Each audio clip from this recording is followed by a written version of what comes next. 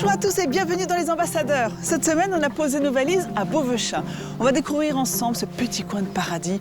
Ici, la nature s'étend à perte de vue.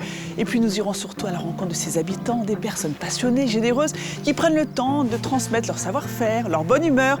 Et vous verrez qu'à Beauvechain, les traditions sont bien vivantes. C'est un plaisir de commencer cette émission avec toi, Vincent.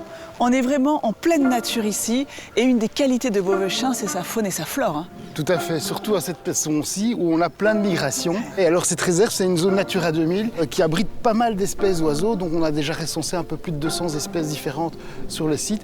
Et c'est ça tout au long de l'année, avec un pic en octobre pour le moment. Alors là, ici, on va chuchoter pour essayer de ne pas faire fuir les oiseaux qui pourraient se trouver juste de l'autre côté. Ah oui, c'est vrai, j'ai oublié de vous préciser. Vincent est un ornithologue passionné. Il ne se balade jamais sans ses jumelles. Ah oui, il y a différentes tailles pour les fenêtres. Tout à fait, chacun la sienne. Bon, moi, je vais là. Hein. Et moi ici. Oh ouais, qu'est-ce que c'est beau. Oh, puis alors, à cette période de l'année, c'est magnifique. Hein. Oui, oui. Sur les branches qui sont tombées là-bas au fond, il y a souvent un petit martin pêcheur qui vient se poser. Et alors, on pourrait aussi voir ici du castor, parce qu'il y a pas mal de castors sur le site. Et donc, en restant bien calme et en se posant ici, on peut voir plein d'animaux arriver. Et du coup, c'est ce que tu fais aussi au quotidien, c'est sensibiliser les jeunes, les familles d'une manière générale. Ça fait partie de mon travail, en effet. De la vulgarisation scientifique, on va dire, hein, donc d'arriver à montrer tout ce qui se passe ici. Parce que Beauvechain, bien, on a ici une zone humide, mais c'est aussi des zones de champs, d'open fields, de zones plus forêts, de zones de chemins creux et autres. Et donc, on peut passer d'une mosaïque de paysages différents en très peu de kilomètres. Donc toi, tu peux attendre comme ça des heures, Vincent. Des jours même. Ah, ça bouge de ce côté-là. On va voir les couleurs, il y a du mouvement en permanence. Ouais, il faut être patient. C'est la patience. C'est arriver, ça se permet d'avoir une attitude zen et de rester vraiment calme au bord d'un plan d'eau ici. Mais rien que de parler avec Vincent, c'est très apaisant, je trouve. Bonjour Chloé. Bonjour Nathalie. On est chez toi ici. Exactement. C'est marrant parce qu'on quitte la zone résidentielle, on arrive là. Dans mon petit coin de paradis. Ouais, un écrin dans la de nature. verdure, Exactement. un havre de paix. Oui, oui. Alors qu'est-ce qu'on retrouve dans ton camping ici hein? Alors, ici c'est un camping, c'est pas du tout traditionnel, c'est vraiment dans la nature, les gens viennent pour ça. Et j'ai vraiment plusieurs possibilités, donc on peut venir camper même si on a besoin de son petit confort. J'ai mes petites roulottes qui sont équipées un peu comme des chambres d'hôtel. Puis on peut venir avec sa tente, ça c'est plus en été évidemment. Et caravane, camping-car comme tu vois ici pour le moment. Je vois qu'il y a des petites cabanes là aussi. Oui, ça c'est plus pour les cyclistes de base, mais comme logement insolite, ça a vraiment pris de l'ampleur, les gens adorent. T'as la plaine de jeux pour les enfants, oui. C'est très familial également, j'imagine. Ça, la plaine de jeux, ils la voient dès qu'ils arrivent, on la voit de loin. Ah. Ils voient la plaine de jeux, puis... Les canards, les oies, oui, c'est vraiment... Là, c'est les oies sauvages qui arrivent là au mois d'octobre. Et sinon, moi j'ai les animaux ici, j'ai des ânes, des poneys, les chevaux, les boucs, le cochon, je te le présenterai tantôt. Avec grand plaisir. Voilà. Est-ce qu'on peut dire que c'est un peu un camping à ton image? Oui. Parce que c'est calme, oui. On sent que tu aimes bien oui, voilà, oui. être un peu zen. J'ai vraiment pu rassembler toutes mes passions. Quoi. Les animaux, c'est vraiment quelque chose que j'adore. Les chevaux, je fais de l'équitation depuis plus de 30 ans maintenant. Donc j'ai pu vraiment rassembler tout ce que j'aime. On va voir tes bébêtes. Oui, je vais te montrer ça. Oh là là. Oh, c'est quoi comme race de cochon ça? C'est un cochon vietnamien. Et puis t'as un bouc également? Oui, deux boucs. Ils ont un beau terrain de jeu, dis donc. Hein. Ah oui. Bonjour toi. Babe. Tu viens, Loulou? Sacrée tête, hein, celui-là. Viens, baby. Il reconnaît bien sa maîtresse. Tu peux lui donner les glands qu'on a ramassés tout à l'heure, si tu veux. Tu peux même essayer de le caresser, mais pour pas qu'il ait peur, commence par caresser ses joues. Ses petites joues? Ouais. Toi. Et alors, si tu oses et que t'as pas peur d'avoir un peu de bave sur la main. Attends, je vais essayer. Tiens, babe. Vas-y. T'es gourmand? Regarde. C'est tout chaud. Oh, alors tu te Faut pas régales? avoir peur de se salir les mains ici. Hein. Mais non. Mais ce qui est drôle, c'est que toi, tu faisais un tout autre métier avant. Exactement. Moi, j'ai travaillé pendant 15 ans en grande surface. Donc dans un local fermé. Sous les néons, exact. Oui, oui. D'où cette envie de nature, Ouais. d'animaux. Retour à la nature. Ça fait du bien de travailler dehors tous les jours. Bah voilà, c'est un peu ce qu'on vient retrouver ici quand on vient chez Chloé. C'est ce calme, c'est ce contact avec les animaux, avec la nature. On est vraiment coupé un peu du monde. On arrive au théâtre des 4 mains. Talia, Oui, lis-nous un peu ce que tu as écrit. les hommes et les femmes préhistoriques sont venus bien après les dinosaures. C'est juste. Mais pourquoi as-tu mis un E à venu? Parce qu'il y a des femmes. Bien sûr, bien sûr. Nathalie, Oui, monsieur mais tu es le en professeur. retard. Je me suis perdue dans Beauvechin, je suis désolée. C'est pas grave, c'est pas grave. Mais tu n'as pas rendez-vous avec moi. Tu as rendez-vous avec Jérôme et Marie-Odile. Ils sont dans la classe à côté. Vite, vite, vite. Ils t'attendent. J'y vais. Bonjour Marie-Odile. Bonjour Jérôme. Bonjour.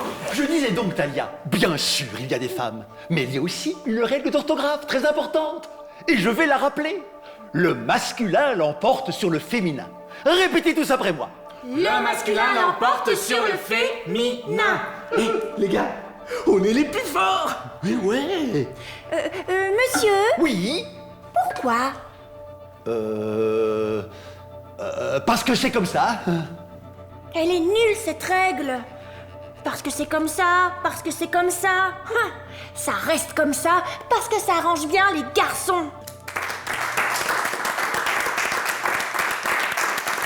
Vous êtes une jolie troupe à ce théâtre des 4 mains. Ah ben oui. Alors j'ai cru comprendre que ce théâtre, il est d'abord né à Bruxelles, Marie-Odile. Et vous Oui. êtes venue avec à Beauvechin.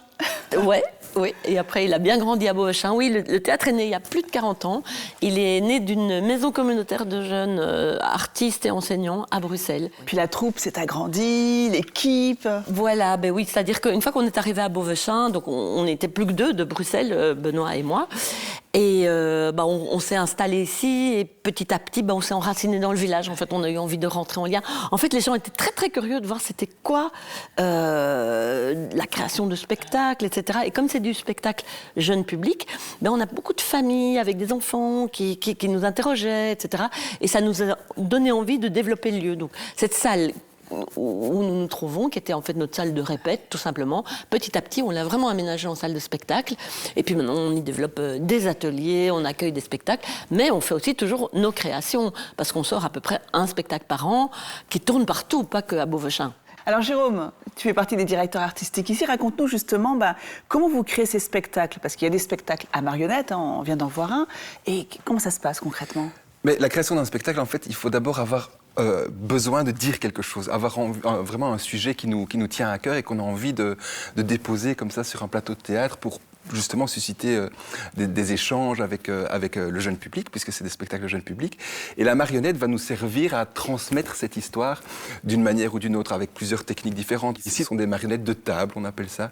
Donc on tient par derrière la tête, elles ont un manche derrière la tête. Et voilà, c'est une technique parmi plein d'autres. On a des marionnettes à gaine. On aime beaucoup, nous en tout cas, dans les techniques, mélanger le jeu de comédien, comédienne avec la marionnette, justement, pour avoir cette double lecture. De toute façon, on le voit avec vos sourires. Vous vous amusez, en fait, ici.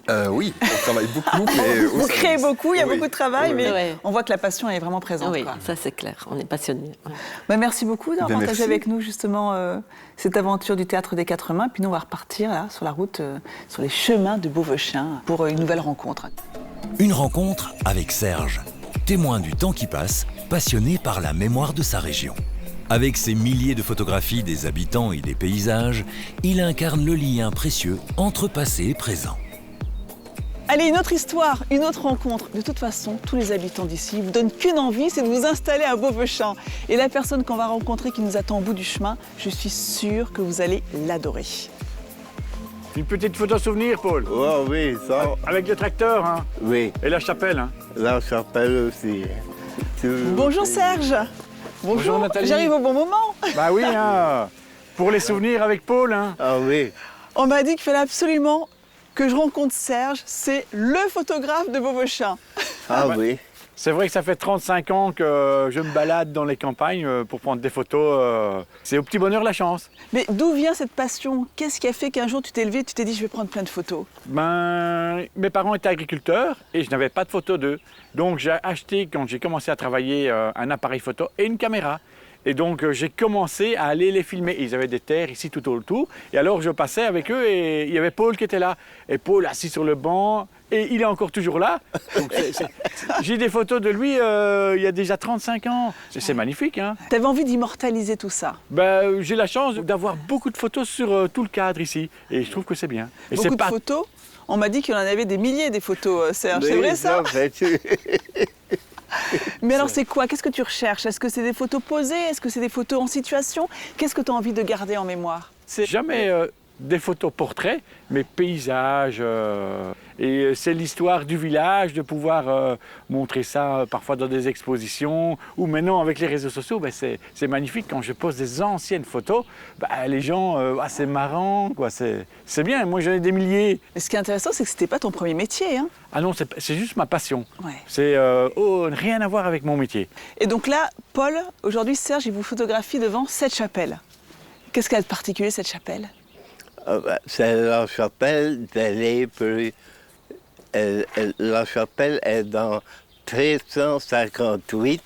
L'Épreuve était à 300 mètres d'ici. Et ça, c'était leur chapelle. Et la vieille ferme là, du Ronchêne, c'est en 1358. C'était leur ferme pour avoir la nourriture et tout ça. C'est le gardien de la chapelle parce que c'est lui qui vient l'ouvrir tous les week-ends, aux jours fériés. Quand il y a des inondations, c'est lui qui vient presque mettre les sacs, un peu la nettoyer. Il y a encore une messe par an, hein, Paul? Au 15 août, ça, c'est la messe à 7 heures. Dans cette petite chapelle, il y a une messe? Oui, il y a encore une messe. Ouais. Est-ce qu'on peut dire que tu es un peu Serge, finalement, avec tout ça, un passeur de mémoire? Moi, je ne peux pas le dire, mais c'est les autres personnes qui le disent. Quand ils regardent mes photos sur mes réseaux, et dans tous les domaines, que ce soit agricole, festivités, aviation... T'es toujours là? Oui, un peu de tout. Puis alors, ce qui est marrant avec Serge, je vais vous montrer quelque chose quand même.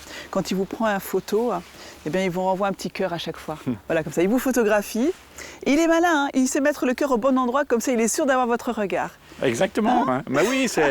C'est de l'amour. Il y a une programmation qui est quand même atypique, qu'on ne retrouve pas dans tous les cafés. Oui.